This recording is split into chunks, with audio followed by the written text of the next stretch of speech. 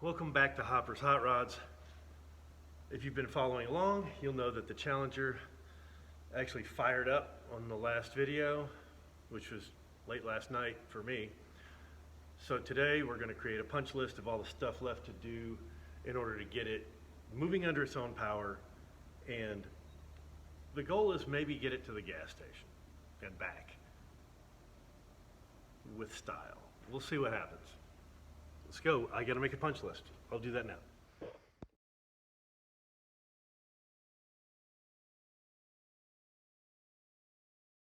That was fun and exciting. We now have a punch list of the things we need to do before it gets driven, but I've highlighted the things that need to happen to make it move under its own power. I can pull it outside, I can get it up to temperature, and then go through and do some of the other things. So let's get on that, starting with connect the battery. Should anybody who's watching this video end up installing one of these Phytech units, or probably any aftermarket fuel injection system, the fan wire, generally, it's been my experience, doesn't make the fan come on. What it does, it will ground a relay. A little relay like this, or like that. That one actually is for the fan. Before I go any further with the wiring, I have lots of the wire tucked in and loomed up from the other side to here for the fan control.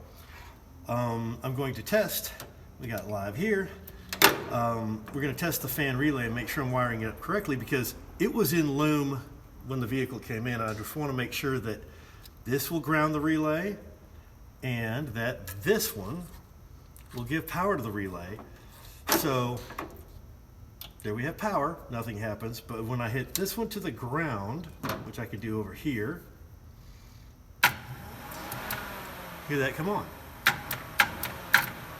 Now if I take the power off, which would be turning the key off, even if it's warm and this thing is grounded because of the thermostatic switch, the fan won't come on. But when you turn the key on, so you have to have both. Either one you add can trigger the relay, which is why they're so handy.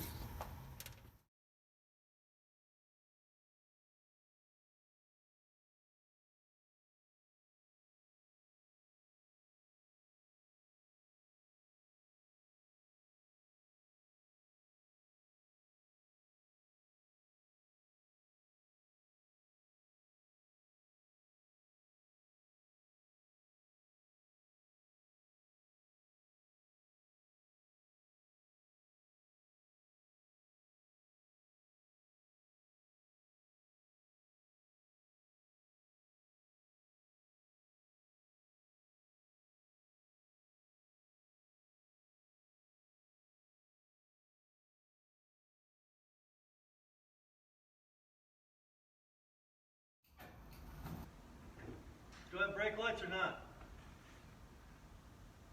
I do? Cool, thank you.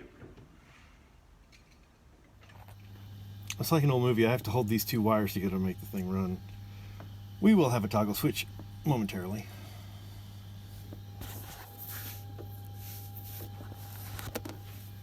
We'll just carefully lay those on the floorboard. I'm sure nothing bad can happen there.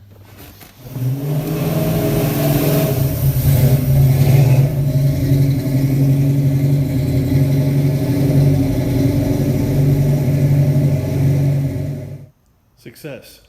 She made it from here to here. But this is where the air compressor is, so we're going to check the tire pressure. These tires run at a maximum pressure of 44 psi. Just for fun, let's see where it is now. 6.8. So it's only, roughly 40 pounds low. Idling pretty good. We've got to let the temperature get up to 160, 180, let the electric fan come on. She took coolant right away. This makes me think there's no thermostat. That could be a problem later, but we're still going to try to get everything adjusted. The IAC steps, idle air control steps, is kind of the base setting for the throttle blades in the fuel injection, and when she gets up to temperature I can set that, and That will help with cold starts and warm starts. And so we're going to make that adjustment. I'm going to top off the transmission fluid, keep checking on the coolant, and maybe adjust the timing a little bit by ear. Then we can take her to the gas station, top her off, see how she does, make a few more adjustments. And this one is, oh, she's so bright and beautiful. Look at that.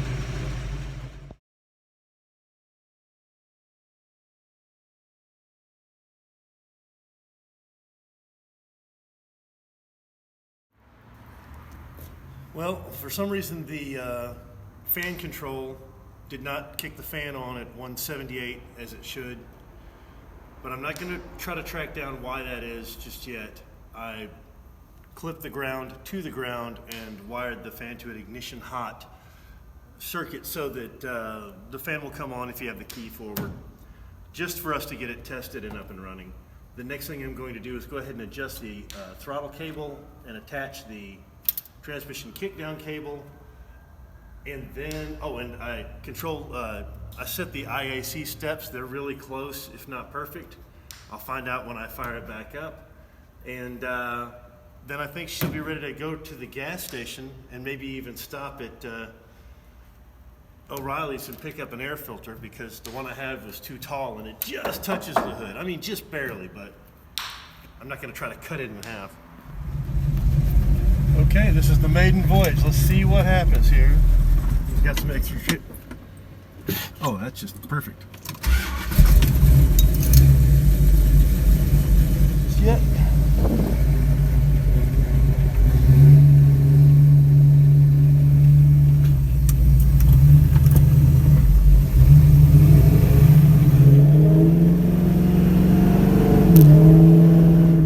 Well, it shifts. That's a really good sign. And the brakes do work.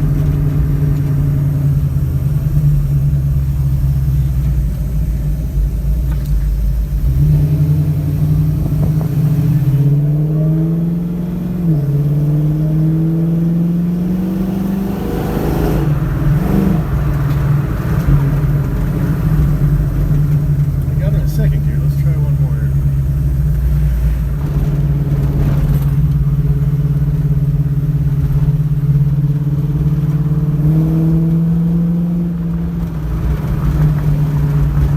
Little advanced, I can hear it.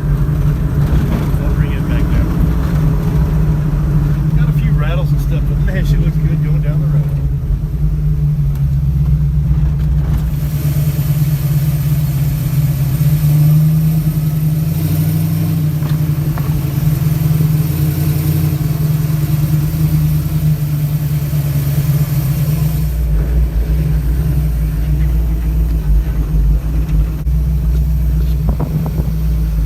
Hey, that's the garbage dude.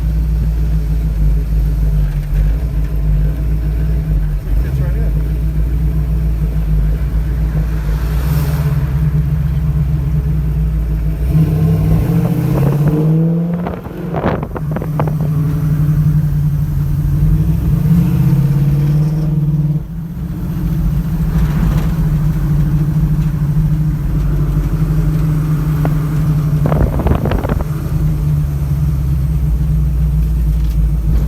Meanwhile, back at the Batcave.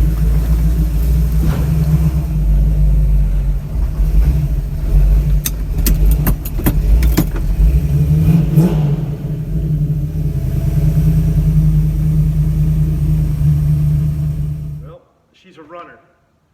She runs and drives and stops and shifts.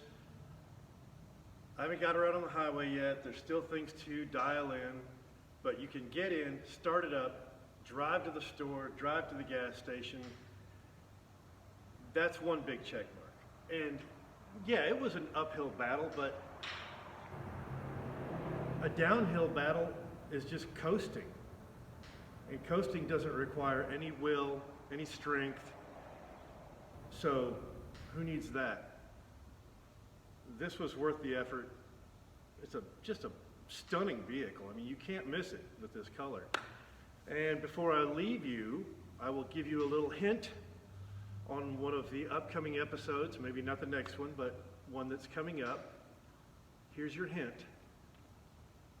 Come here, I'll tell you. We've got a long way to go and a short time to get there. That's it. That was your hint. We'll see you on the next episode. Thank you so much for watching.